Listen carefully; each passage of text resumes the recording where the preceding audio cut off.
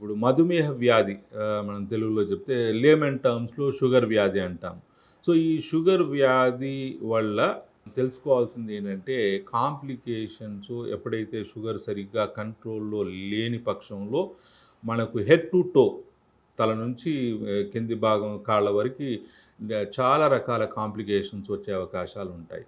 So, అందుకని sugar ఎప్పుడైతే ఉంది అంటే మధుమేహ వ్యాధి ఉంది అని డయాగ్నోసిస్ అయిపోతుందో, అది నిర్ధారణ కాగానే ట్రీట్మెంటు తీసుకోవడము, డిసిప్లైన్డ్ లైఫ్ ఇవన్నీ చాలా ఇంపార్టెంట్.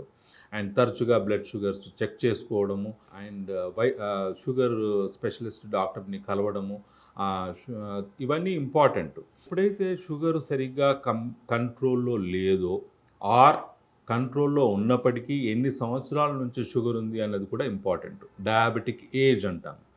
సో, షుగర్ కంట్రోల్‌లో ఉన్నప్పటికిని ఒక 15, 20 సంవత్సరాల నుంచి షుగర్ ఉంది, కంట్రోల్‌లో ఉంది. అయినప్పటికీ లోపల కాంప్లికేషన్స్ డయాబెటిస్ వల్ల రావచ్చును. అదే కంట్రోల్‌లో లేదనుకోండి, అప్పుడేమవుతుంది ఆ కాంప్లికేషన్స్ ఇంకా తొందరగా వచ్చేస్తాయి.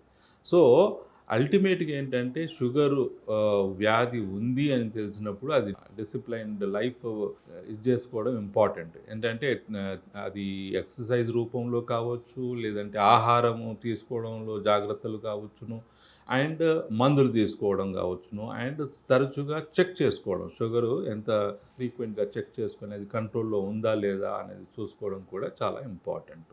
సో, దీంట్లో ఈ మధుమేహ వ్యాధి ద్వారా వచ్చే డిఫరెంట్ కాంప్లికేషన్స్ ఉన్నాయి. బట్ ముఖ్యంగా 2 భాగాలు బాడీలో 2 భాగాలు. ఒకటి కన్ను, రెండవది కిడ్నీ చాలా తరచుగా షుగర్ వల్ల ఎఫెక్ట్ అయ్యే ఆర్గాన్స్. కంటికి సంబంధించి ఏంటంటే ఇది డయాబెటిక్ రెటినోపతి అంటాం. యూజువల్‌గా ఏమవుతుంది అంటే బాడీలో ఈ small sized blood vessels, medium size blood vessels ఎక్కువగా షుగర్ వ్యాధి ద్వారా ఎఫెక్ట్ అయ్యే అవకాశాలుంటాయి. మనకి డయాబెటిక్ రెటినోపతిలో రెటినాలో ఉన్న రక్తనాళాలు ఏవైతే అవి ఎఫెక్ట్ అవుతాయి. వీటి వల్ల ఏమవుతుంది షుగర్ సరిగ్గా కంట్రోల్ లేకపోవడం వల్ల ఆ బ్లడ్ ఫ్లో అనేది రక్తనాళాల్లో ఉన్న బ్లడ్ ఫ్లో అనేది తగ్గిపోతూ ఉంటుంది. సో, ఫ్లో తగ్గిపోయినప్పుడు ఏమవుతుంది లోపల రెటినాకి ఆక్సిజన్ సప్లై కూడా తగ్గిపోతుంది. ఆక్సిజనేషన్ తగ్గిపోయినప్పుడు అప్పుడేమవుతుందంటే న్యూ బ్లడ్ వెసల్స్ ఫార్మ్ అయ్యే అవకాశాలుంటాయి.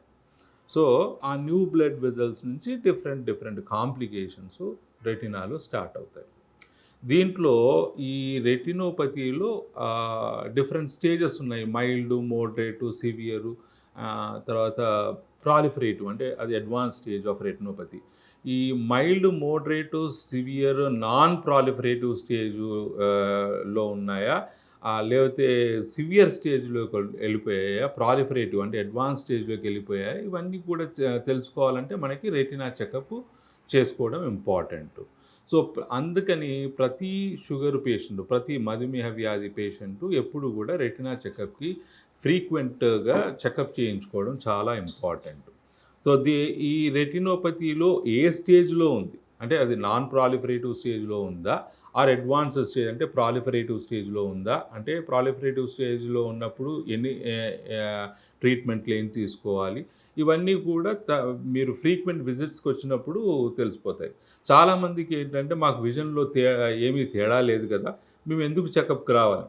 ఎందుకు చెకప్‌కి రావాలి అంటే మీకు విజన్ బానే ఉండొచ్చును. బట్ రొటీన్ ఎగ్జామినేషన్‌లో మాత్రమే ఈ షుగర్ మార్పులు స్టార్ట్ అయ్యాయని మాత్రం తెలిసిపోతాయి. సో, అది తెలిసినప్పుడు ఏమవుతుందంటే ఎంత ఫ్రీక్వెంట్‌గా మనం రెటినా చెకప్‌కి రావాలనేది మనం నిర్ధారణ చేసుకోవచ్చును. అలాగే కొంతమందికి అడ్వాన్స్డ్ స్టేజ్‌లో రెటినోపతి ఉండొచ్చును. బట్ చూపు బానే ఉండొచ్చు. అది ఎర్లీ స్టేజెస్‌లోనే డయాగ్నోసిస్ చేయొచ్చును రొటీన్ విజిట్స్‌కి వచ్చినప్పుడు. అండ్ ట్రీట్మెంట్ ఎర్లీ స్టేజెస్‌లోనే తీసుకోవచ్చును. సో దట్ మనము దీని నుంచి వచ్చే కాంప్లికేషన్స్ అన్నిటిని మనం అవాయిడ్ చేయడానికి వీలవుతుంది. ఈ కాంప్లికేషన్స్ అంటే ఇప్పుడు మెయిన్‌గా ఇప్పుడు రెటినోపతిలో ఏమవుతుంది అంటే సెంట్రల్ ఏరియా మాక్యులా అంటే ఎక్కడి నుంచైతే మనం చూస్తామో అక్కడ షుగరు ఎఫెక్ట్ మూలాన కంటి నరంలో నుంచి నరం అంతా వాపొస్తుంది. నీరు చేరుకుంటుంది. అక్కడ చుట్టూరా ఉన్న బ్లడ్ వెసల్స్ రెటినాలో ఉండే బ్లడ్ వెసల్స్ నుంచి ఫ్లూయిడ్ ఊజ్ అయ్యి నరం అంతా వాపు వచ్చి విజన్ అంతా ఫాగీగా కనబడడం స్టార్ట్ అవుతుంది. సో దీనికి ట్రీట్మెంట్స్ ఏంటంటే it will be in the form of injections to the anti VEGF injections కానీ, స్టీరాయిడ్ ఇంప్లాంట్స్ కానీ, వివిధ రకాల ట్రీట్మెంట్స్ ఉన్నాయి. ఆ వాపును తగ్గించడానికి ఇంజెక్షన్స్ ఇచ్చి ఆ తర్వాత లేజర్ చికిత్స కూడా అవసరం రావచ్చు. ఈ షుగర్ ఒక్కటి వల్ల ఈ ఈ కాంప్లికేషన్స్ వస్తాయా అంటే దానికి సంబంధించిన ఇతరత్ర సిస్టమిక్ ఫ్యాక్టర్స్ అంటే షుగర్ ఉన్న వాళ్ళకి బీపీ కూడా ఉండొచ్చును, కొలెస్ట్రాల్ ఎక్కువ ఉండటం కూడా జరుగుతూ ఉంటుంది. సో ఇవన్నీ సరిగ్గా లేనప్పుడు వీటి ఎఫెక్ట్ రెటినా మీద పడుతుంది. సో ఇదంతా చైన్ అనమాట. సో షుగర్ ఒక్కటే కాదు, షుగర్తో పాటు బీపీ అండ్ కొలెస్ట్రాల్ అండ్ వాటికి అసోసియేటెడ్గా కిడ్నీ ప్రాబ్లమ్స్ ఉన్నాయా లేదా, ఇవన్నీ కూడా ఇంపార్టెంట్. ఇవన్నీ కంట్రోల్లో ఉన్నప్పుడు రెటినా ఎఫెక్ట్ కూడా తగ్గిపోతుంది. ఈ సిస్టమిక్ ఫ్యాక్టర్స్ అన్నిటినీ తరచుగా మనం టెస్ట్ చేసుకొని ఫిజిషియన్ దగ్గర చూపించుకొని వాటికి సరి అయిన మెడిసిన్స్ తీసుకోవడం చాలా ఇంపార్టెంట్.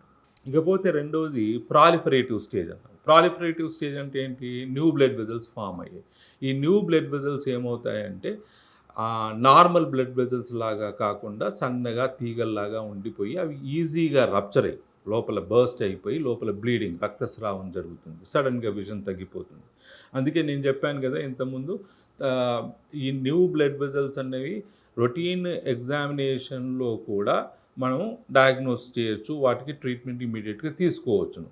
బట్ ఒకవేళ డయాగ్నోసిస్ కాని పక్షంలో, వాళ్ళు రొటీన్ విజిట్స్కి రాని పక్షంలో అప్పుడు ఏమవుతుంది, వాళ్ళు సడన్గా విజన్ తగ్గి వస్తారు.